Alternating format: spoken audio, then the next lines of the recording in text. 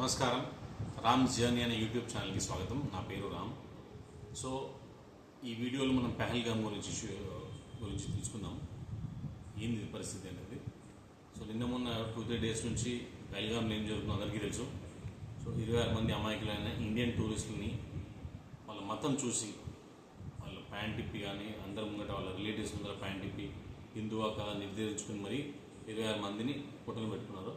So దీని వెనకాల ఉన్నది ఎవరు? Pakistan and Pakistan army.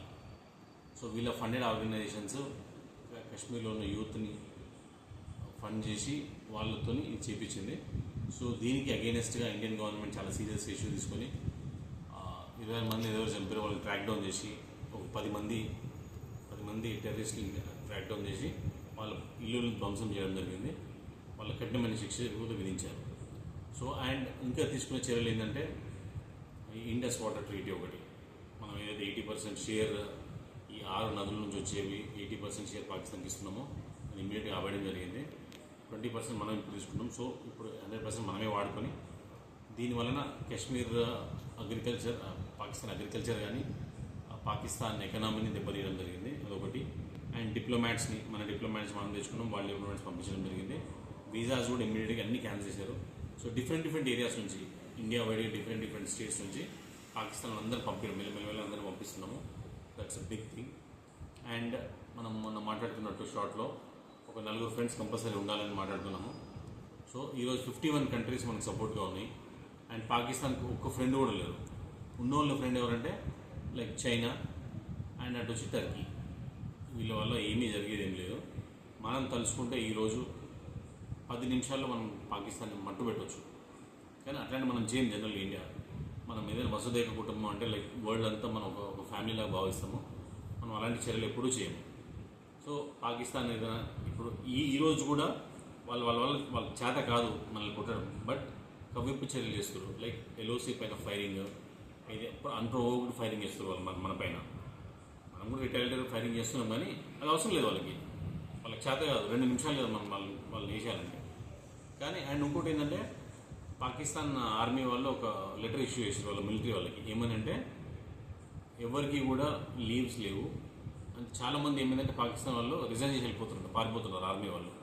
So అది చేయొద్దని చెప్పి ఏం చేస్తారంటే ఒక లెటర్ ఇష్యూ చేసింది పాకిస్తాన్ ఆర్మీ వాళ్ళకి. ఎవరు భయపడాల్సిన అవసరం లేదు, మీకు ఏమీ కాదు, మేము ఉన్నామని చెప్పి ఏదో జూటా ఇది ఇస్తారు, అబద్ధపు వాళ్ళకి హెల్ప్ ఇది చేస్తారు. కానీ అది వాళ్ళంతా తప్పది, వాళ్ళ వల్ల కాదు. వాళ్ళు ఎట్లైనా ఎప్పుడు అసలు లొంగిపోవాల్సింది. ఇంతకుముందు కూడా హిస్టారికల్ కూడా చూసాం మనం. పాకిస్తాన్ లొంగిపోయింది, ఎన్ని లక్షల మంది ఆర్మీ వాళ్ళు మనకి లొంగిపోయారు ఇంతకుముందు కూడా. సో అది కాదు. అండ్ 51 కంట్రీస్ మనకు ఉన్నాయి. ఈరోజు అమెరికా కూడా వాళ్ళ యుద్ధ విమానాలు మన దగ్గర దింపింది. ఇజ్రాయెల్ కూడా యుద్ధ విమానాలు రెడీ ఉన్నాయి మన దగ్గర.